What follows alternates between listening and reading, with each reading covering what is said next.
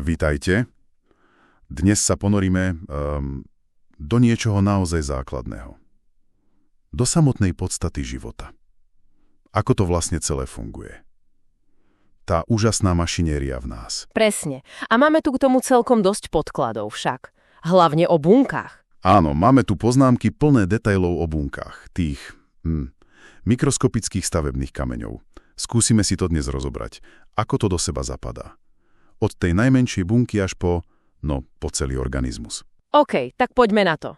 Je to fascinujúca cesta. Začína to naozaj na mikroúrovni, pri bunke. Tou základnou jednotkou všetkého živého. Áno. Ale samozrejme, život nie je len o jednej osamotenej bunke. Teda väčšinou nie. Podobné bunky, ktoré majú povedzme rovnakú úlohu, sa spájajú a vytvárajú tkanivá. Napríklad svalové tkanivo. Alebo nervové, že? Presne tak. Svalové, nervové, spojivové. A tieto tkanivá potom idú o úroveň vyššie. Skladajú sa a tvoria orgány. Ako srdce. Alebo mozog. Každý s nejakou svojou špecifickou funkciou. A orgány sa potom spájajú do funkčných systémov. Tráviaci systém, dýchací, nervový. Až kým nevznikne celý komplexný organizmus. Človek, zviera, rastlina. Vyzerá to, že tá špecializácia a potom tá spolupráca, tá integrácia sú úplne kľúčové. Je to tak.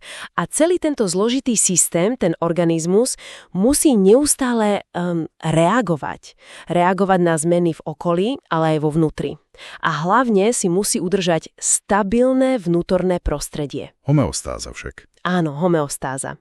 Je to ako taký vnútorný termostat. Musí udržávať stabilnú teplotu, pH, hladinu cukru, napriek tomu, čo sa deje vonku. A na to má mechanizmy.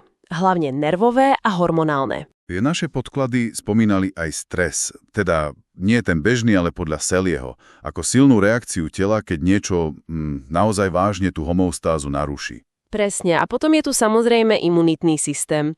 Ten stráži, čo je telu vlastné a čo je cudzé. Všetko to smeruje k jednému cieľu. Zachovať jedinca a aj rod. Dobre, tak poďme ešte hlbšie. Priamo do tej bunky.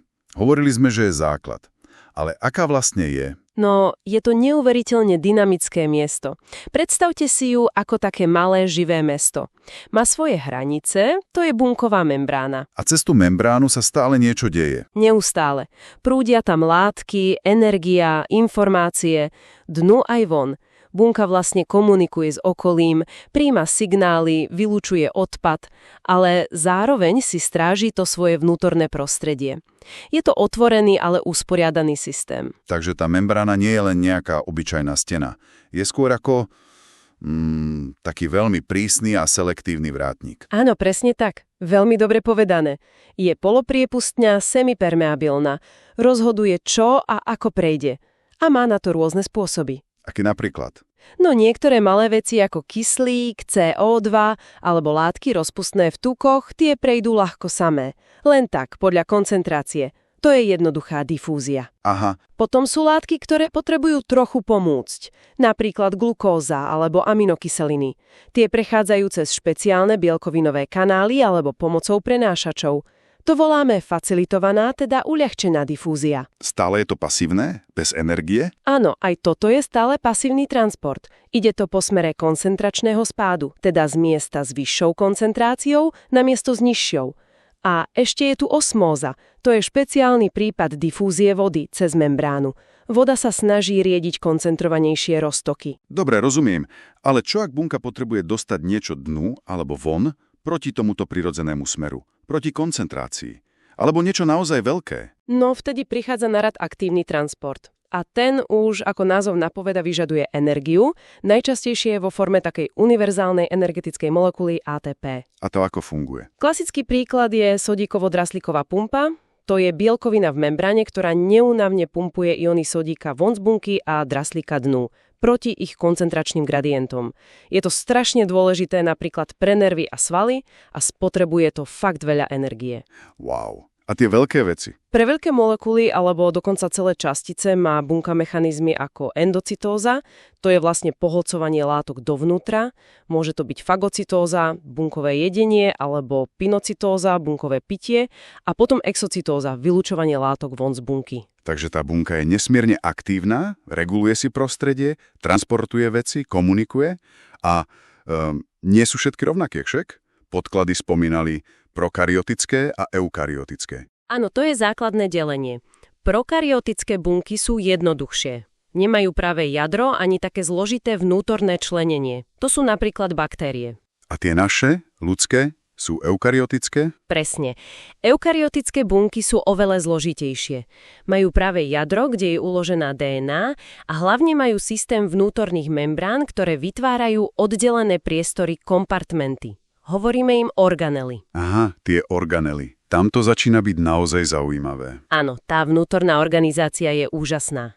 Máme tam to jadro ako riadiace centrum, potom ribozómy, to sú také malé továrne, kde sa vyrábajú bielkoviny. A tie sú často na endoplazmatickom retikule. Presne. Endoplazmatické retikulum je ako rozsiahla sieť kanálikov a váčkov, taký vnútorný transportný systém a miesto syntézy lipidov a bielkovín.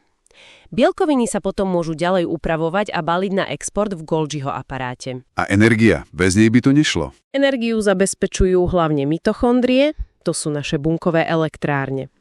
Prebieha v nich bunkové dýchanie, pri ktorom sa z glukózy získava energia vo forme ATP.